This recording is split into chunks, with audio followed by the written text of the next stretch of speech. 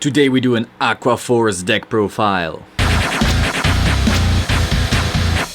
Someone asked me to create some deck profile for this deck because it's been a while and he or she wanted the update, so here goes. Obviously it all starts with Thavas. He's your main vanguard, there's not much to be said. The reason I go for Thavas over a blue wave deck is because the nuking of rear guards is so damn important. That field disruption is the only thing that makes this deck actually better than blue wave. Next up, this guy, Kretas, whatever, he's new. This is kind of a meta call. If you have a meta, a locals or a regionals you're going to, and you've done some research and you found out, damn, there's some Link Joker, definitely go for Skyros over this. I only use this when I know 99% sure that I won't be seeing control. For Tidal Assault, he's the only reason Aqua Force is relevant. He gives you an early game, he's overpowered with Lambros, the Lambros place, which is basically you put him here, you have a Stasia here and something else here, you swing with Tidal at the rear guard, and then when you stand him with Lambros, you still have your restand. If you push some triggers on him, this is basically an overpowered attacker with maybe 2 critical that will swing twice. It's absolutely insane. It's our own little Blaster Blade Flogel shenanigans. For Adelaide, she's great to get to the 4th battle. She's 11 the turn you call her, which is amazing. Yeah, not much to be said. She's the best fucking grade 2 in the deck after Tidal Assault. Then 2 Magnum. This is new as well. People don't like him and I definitely get why. However, this deck bricks the moment it can't hit 4 battles. So I desperately want this guy to be in here. Him just giving me 1 extra battle when I need it makes him more viable than High Tide Sniper. Apart from that, this bitch really needs her soul, so if High Tide is clogging up all the soul, I might get in trouble later on. 1 Saberflow. Now, she's an amazing card and I get why people want to run 2 or 3, but the thing is, if you get 2 of her, you brick.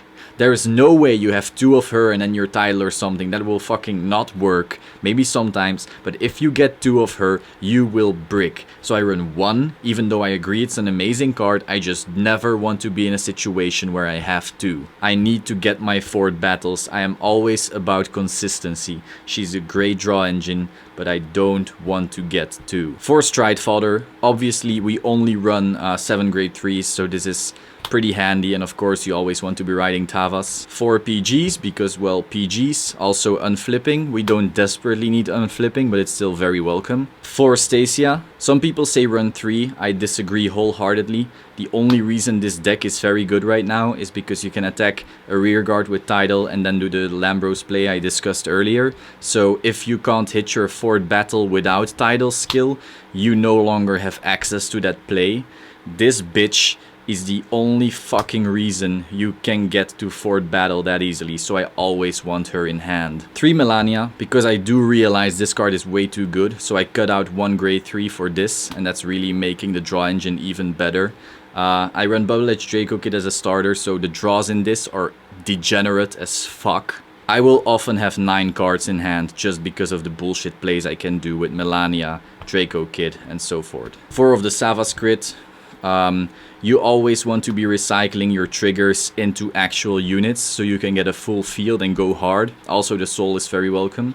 For Supersonic Sailor, because crits are good and also you really want to be unflipping on the spot when you need it. So this guy comes in very clutch. For Malika, and this is very odd for me because I actually despise draw triggers in general. The thing is, now that we got Fighters Collection, where we will very often be able to discard zeros to get an extra draw with a heal trigger from the Fighters Collection, draw's value has become huge. Somewhere between now and the past, the difference 1 card can make became more important than the early game crits that could sack your way to victory. Because bricking is a thing, the game has gotten slower. But more importantly, the very reason I want this is because this deck needs pieces. And even though you won't actually see pieces because of her being a draw trigger, the fact that you can get rid of her when G-guarding is insane. And then this heal trigger. So this is the one I've been talking about. When you G-guard and you use the new Fighters Collection G-Guard, you will be able to discard a card, usually this one, and draw something else.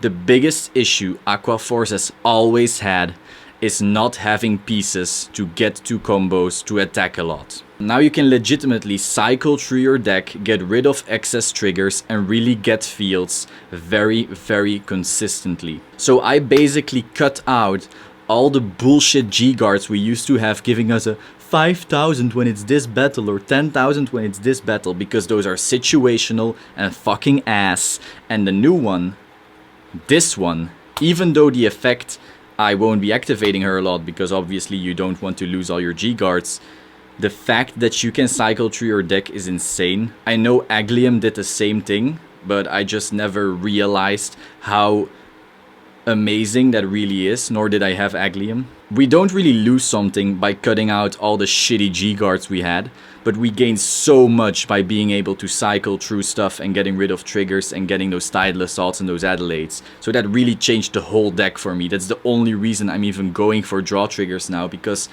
this one draw trigger just turned into 3 cards that could potentially be the piece I need. Then Bubble Edge Draco Kit. This card is degenerate. Usually I will be able to go on first stride, use her skill on Tidal Assault, do my attack shenanigans before even getting to Tidal Assault attacks, and then going 4th and 5th attack and draw 2 of just this starter. If you add Melania into that shit, or even Saberflow, you will be drawing a hand bigger than Great Natures. So that's the main deck. Then Strides, obviously Lambros, still the best stride in the deck. Just like Tidal, your deck would be worthless without this card, so definitely a 4-off. Then Commander, great first stride, or if shit's going really bad, still a good stride. I don't know, I just love him. I'm sad I don't have all the SPs. 2 Wailing, he's your finisher. If you can't reach 4th battle, you can always just call down 2 pieces of shit, go for those 2 attacks, and then try to swing in with him. It just really depends on the situation, but he's very good. I'm very glad we got him. The GB8 guy, what used to be in its place is just a backup first stride, but since I never went into that, no matter how shit your hand is, this guy will usually be better anyway. So this is just a replacement. I haven't been into him yet, but he looks decent. Then a Sea Breeze because it's still a GB deck. 1 Dismal to protect stuff.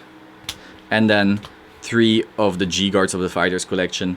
I've used her skill twice, but yeah, usually you won't use the skill. You actually just run her, because losing 5,000 of those other shitty G-Guards we have isn't all that bad.